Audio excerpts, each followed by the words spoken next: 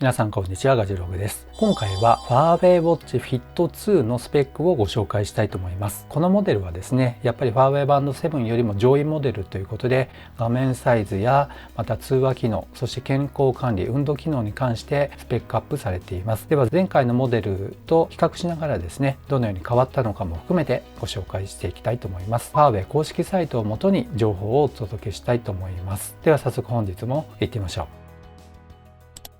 指を動かすだけでとありますけども、ファーウェイウォッチフィット2は驚愕ベゼルの 1.74 インチのアモレットディスプレイを搭載。手首を上げるだけで必要な情報を的確に教えてくれます。ワークアウトから電話の着信まで生活をサポートしますとありますね。画面占有率が出ていますが 72.2% になっていて、前モデルは 70% でしたので 2.2% アップしています。そして心弾むものをとありますけども、ファーウェイウォッチフィット2はクリエイティブな常時点灯デザインやとありますね。ということで AOD 対応しているってことなんでしょうか。ちょっとここ確認がまだ取れていないんですけども、もしかしたらファーウェイバンド7と同じように AOD が搭載されているものと思われます。そして次ですね、ベルトに関しての情報になります。アクティブモデルに関しましては、まずカラーバリエーションはこの桜ピンク、アイスブルー、そしてミッドナイトブラックということで、この3つの3色展開になっています。アクティブモデル、ファッショナブルなクラシックモデルは個性的な魅力を放っています。5色のカラーと2つの素材からあなたにふさわしいスマートウォッチを選びましょうとありますね。2つの素材っていうのはこのアクティブモデルの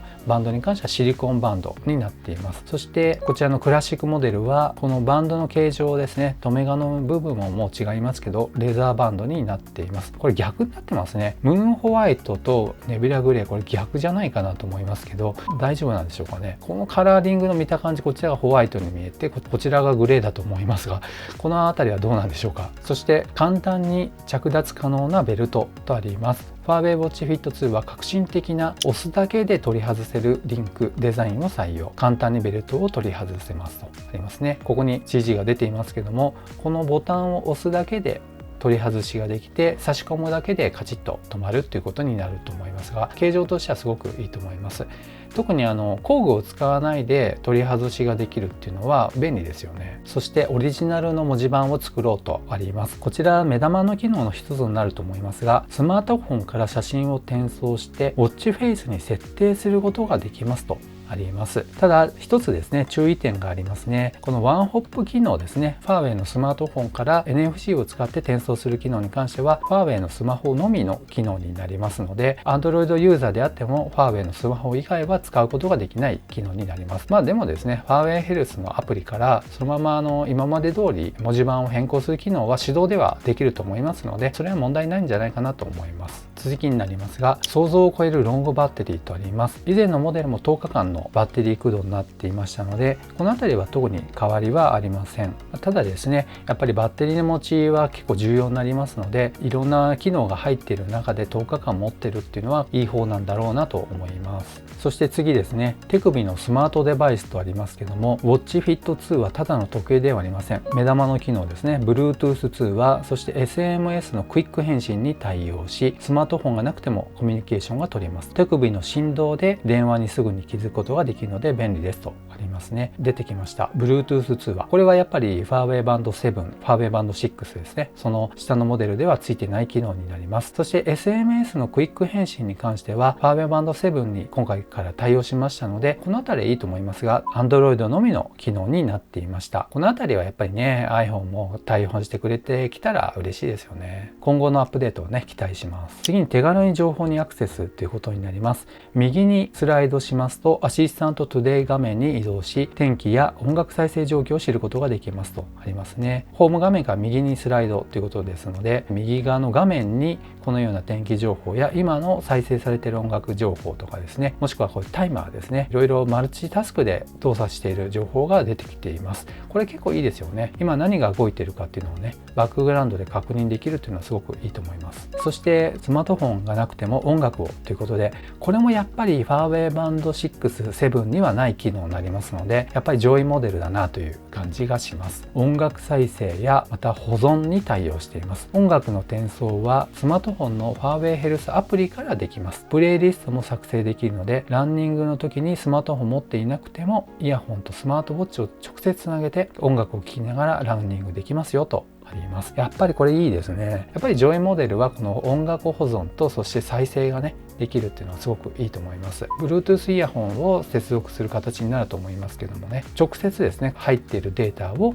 イヤホンに Bluetooth で飛ばして再生して聞くっていうことが可能になっています。これはやっぱりランニングとかウォーキングとかねされる方にとってはすごく有意義にね時間を使うことができるんじゃないかなと思います。次ですが、体を動かそうとありますね。ランニングや水泳など使用頻度の多い7種類のワークアウトに対してウォームアップ動画を音声ガイド付きで内蔵しています。体の準備ができた状態でワークアウトを始めることができますとありますね。前モデルは12種類になっていましたので、なぜか減っていますね。これはちょっと理由が分かりませんけども、仕方ない部分なのかもしれませんね。そして97種類のワークアウトを楽しもうとあります。これは前回のモデルと同じですね。そして GPS 内蔵っていうのも一つの目玉になっています。5種衛星測位システムに対応ということで、アメリカの GPS、米ド、中国、グロナス、ロシア、ガリレオ、ヨーロッパ、そして QZSS 導き日本の衛星測位に対応しているということで、世界中どこへ行ってもほぼサポートされているという状態になっています。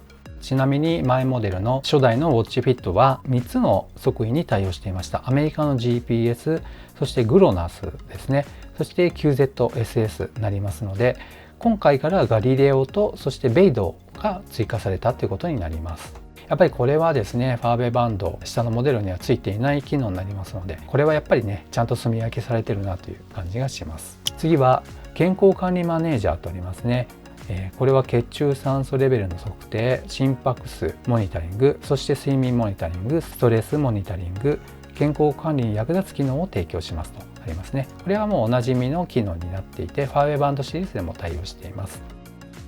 スペックの詳細を見ていきたいと思いますけども、サイズがね今ここに出ていますけど、厚さは 10.8mm ということで、ファーウェイバンド7新しく出ますけども 9.9mm になっていますので、やっぱりややね厚みが GPS もいろいろ入ってますので厚くなってるんじゃないかなと思います。そして質量、重さですね。アクティブモデルはベルトを含まないで 26g、 そしてクラシックは 30g になっています。ややねちょっと質感もそうなんですが重めになってる感じですね。防水に関しましては 5ATM ですね、50m 防水に対応しています。そして通信規格、大事なところになりますね。アクティブモデルに関しましては GPS 内蔵、そしてここが違うところですね、 NFC 非対応になっています。クラシックモデルに対して NFC は非対応になっています。それ以外に関しては一緒になります。そしてこの WatchFit 2ね、Bluetooth で通話ができるということですので、マイクが当然ながらついていますね。内蔵されています。またスピーカーも内蔵されていますので、本体から音を出すことが可能になっています。そして最後にですね、付属品になりますが、充電クレードル付きの USB ケーブル1本になっていますね。ちなみにですね、Amazon の方でファーウェイウォッチフィットのお値段の方を見てみますと、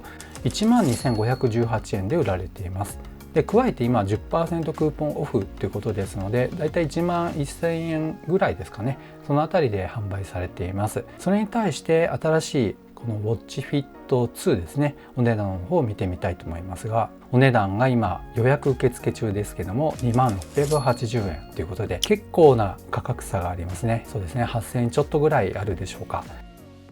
Amazon のサイトで比較表が出ていて分かりやすくなっていますね。前モデルに対して新しいモデルはディスプレイ大きいですよと、そして Bluetooth の通話が今回はついてますよと、そして衛星測位ですね、3つに対して5つですよ、音楽保存の機能がつきました、バッテリーの持ちは一緒ですよ、そしてワークアウトの対応数も一緒ですよとありますね。でさっきのね NFC の部分ももちろんあります。ですので Bluetooth 通話ができたらいいということと、そして音楽保存ですね、イヤホンつないで音楽聴きたいという方、この辺りが結構ポイントになるのかなと思います。画面サイズは正直ね 0.1 インチの差ですのでわからないかもしれませんが、この辺りの価格差、8,000円ぐらいの価格差をどう見るかということになると思います。あとデザインもねなかなかかっこいいですし、ちょっとこう透明に見るとね Apple Watch にも似てるなという気もしますので、この辺りのデザインの方も気に入られた方はいいのではないかなと思います。ファーウェイバンド7も本当に出てきますけども、それよりも画面サイズが大きくて、そして高機能ってことですので、もし予算にね余裕があるのであれば、こちらの方もいいのではないかなと思います。では本日は以上となります。この動画が良かったよって方は高評価、そしてまだの方はぜひチャンネル登録お願いいたします。ではまた次の動画でお会いしましょう。さよなら。